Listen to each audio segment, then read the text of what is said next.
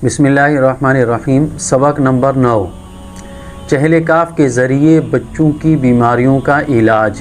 चहल काफ के ज़रिए बच्चों की बीमारियों का इलाज।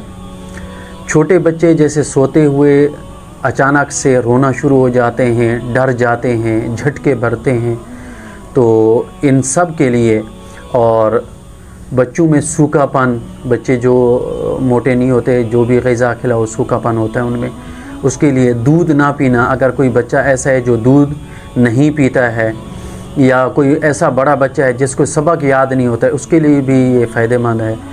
और ऐसा बच्चा जिसकी नज़र कमज़ोर हो रही हो बहुत ज़्यादा, उसके लिए भी अव्वल आखिर कोई सा भी दुरूद शरीफ पढ़ लें, या ज़्यादा बेहतर है दुरूद इब्राहिमी पढ़ लें।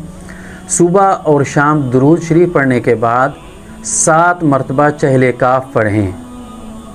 7 मरतबा अव्वल आखिर दुरूद शरीफ पढ़ना है और 7 मरतबा चहल काफ पढ़ना है और उसके ऊपर दम कर देना है। ठीक है, इंशाल्लाह 5 से 7 दिन तक ये अमल करेंगे, इंशाल्लाह बच्चों की तमाम बीमारियां ख़त्म हो जाएंगी इंशाल्लाह।